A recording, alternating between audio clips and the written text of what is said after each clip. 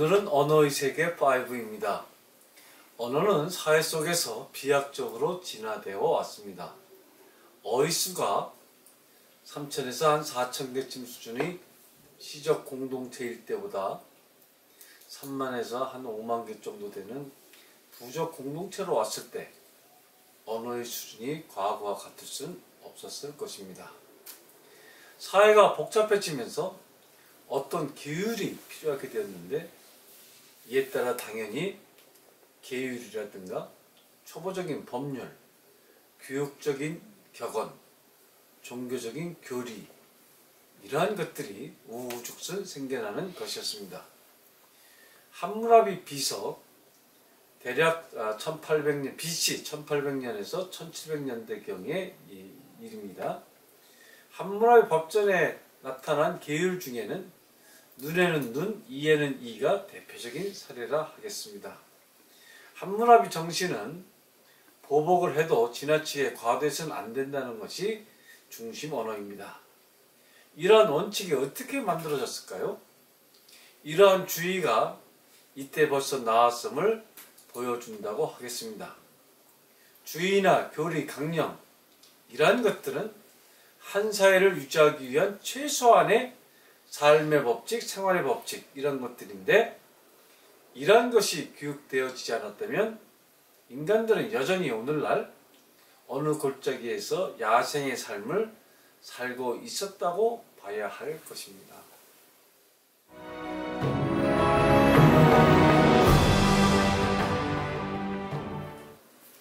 모세의 십계명이 나온 것은 대략 기원전 16세기에서 13세기경으로 추정하고 있습니다.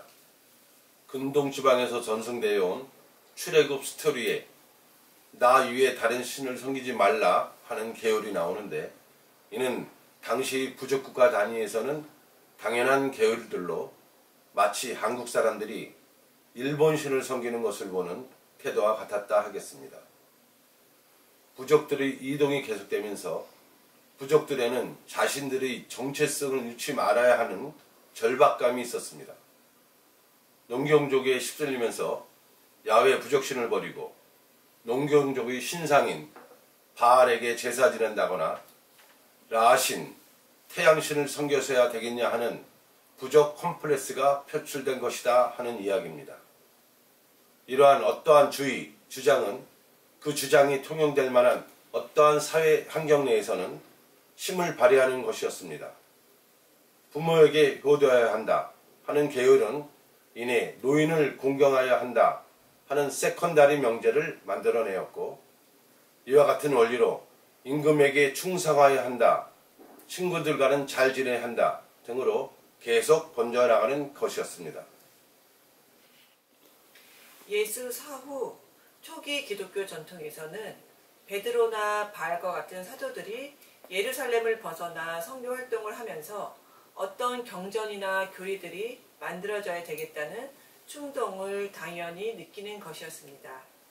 이들은 터키 쪽이나 로마 쪽으로 이동을 하면서 주로 자신이 체험한 예수 이야기를 구술하는 정도로 선교를 하였는데 그렇게 씨앗이 뿌려지던 예수 정신이 200~300년쯤 지나니까 예수교, 기독교의 다양한 종파로 나타나는 것이었습니다.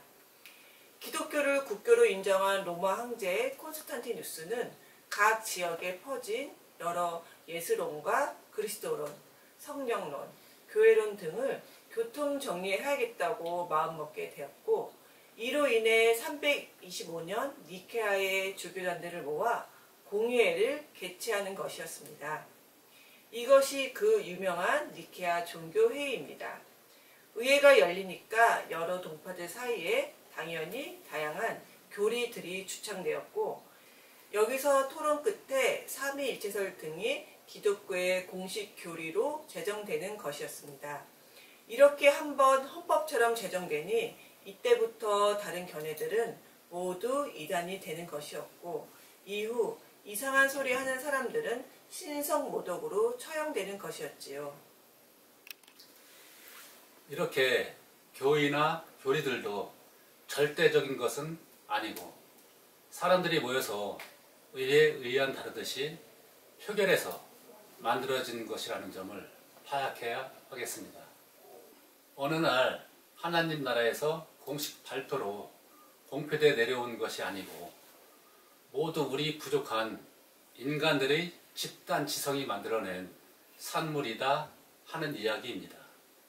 이래서 호톨레마이오스, 아리스토텔레스의 천동설이 상당 기간 정통이 되는 것이었고, 이 교리를 코페르니쿠스, 갈릴레오 등의 지동설이 되짚을 때까지 무려 1500여 년 이상의 세월이 걸렸다 하는 이야기입니다. 교리나 교의, 이즘, 주의 이런 것들이 어느 시대까지는 편리하게 써먹을 수 있는 공통 상식으로 통용될 수 있지만 어느 시대부터는 이런 것들도 현실에서 잘 안 통하는 답답한 낡은 교조주의가 되기도 한다. 이런 이야기입니다. 헤겔의 정, 반, 합, 변증법과 변증법적 유물론에 기초한 역사 발전 해석론도 삼위일체론과 비슷한 도구마라 하겠습니다. 헤겔은 어떠한 명제가 진리로 세팅이 되더라도 끊임없는 반론의 도전을 받아 응전한 끝에 다시 수정안이 만들어지게 되고, 이것이 다시 정의시를 확보하면 또다시 반하는 응전들이 계속되어 있어 역사는 발전한다고 하였습니다. 상당히 설득력이 있고 일리 있는 주장이라 하겠습니다. 헤겔의 이러한 논지는 막스와 레닌에 의하여 인류 역사는 지배자와 피지배자로 나누어지며 역사 발전은 피지배계급의 지배계급 시스템에 대한 끊임없는 도전으로 발전한다고 하는 계급 수색론으로 재해석되는 것이었습니다. 이것 또한 일반 논의로 여전히 설득력이 있는 신텍스 문장이라 할 만합니다. 일반적으로 정당이나 교회 등의 신텍스들은 다 나름대로 설득력이 있는 구조라고 봐도 좋겠습니다. 정당들 치고 자기 혼자 먹고 살자고 하는 정당 강령이 어디 있을 것이며, 종교들 치고 개판치며 막론이로 살자 하는 교리가 어디 있겠습니까? 그럼에도 세상의 혼란은 정당과 교회들 때문에 상당수 분쟁들이 일어나니 이 현상을 어떻게 설명해야 할까요? 우리가 흔히 교조주의에 속지 않아야 한다고 하는 이유는 교리, 교조, 정강, 정책, 강령 등은 다 좋은 문장들로 치장되어 있지만 내막을 들여보면 대부분의 교리 집단에 정말 강범한 대중들에게의 보편성을 확보하지 못한 부분을 전체로 오인하는 촌스러움이 있다는 것과 제한된 집단의 권력욕을 위장한 약장사의 광고술 같은 것들이 숨겨져 있다는 점 때문이라 하겠습니다. 정당은 내막에서는 권력장사 집단이고, 종교도 또 죽음 이유를 놓고 장사하는 설득력 게임 구조라는 점을 잘 살필 필요가 있다, 그런 이야기입니다. 상당히 네거티브한 얘기를 솔직히 꺼집어내는데 이 문제 또한 그럼 대안이 뭐냐 할 때는 아직도 정답은 쉽지 않고, 정답을 찾아 집단 지성이 계속 진화되고 있는 과정 중에 있다 하는 얘기로 답을 대신하겠습니다. 우리가 언어 생활에서 이 문제를 다루는 이유는 어떠한 명제든 짧은 문장으로는 세상의 수많은 엄청난 사태를 다 담지 못한다고 하는 이치를 설명하기 위해서입니다. 이래서 노자도 언어로 담을 수 있는 진리는 진정한 진리가 아니다고까지 말하지 않았습니까? 세상의 진리와 이치들이 교리나 교조, 주의 안으로는 온전히 설명이 되지 아니한다로 해석해 주면 좋겠습니다. 그럼에도 세상에서는 여전히 착하게 살자라던가 예수천당, 불신지옥과 같은 부호들이 난무합니다. 투쟁, 또 투쟁 같은 구호들도 마찬가지입니다. 어느 정도까지는 맞고 어느 정도부터는 안 맞는다 하는 분별력이 늘 요구된다 하겠습니다.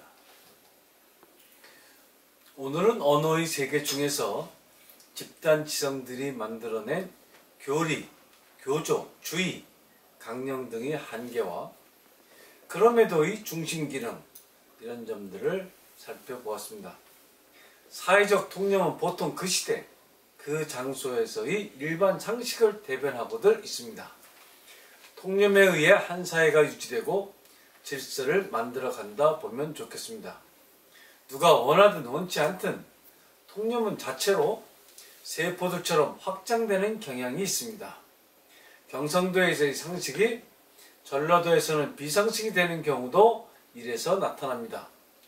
통념이 사회 환경적 요소라 봐야 되겠습니다.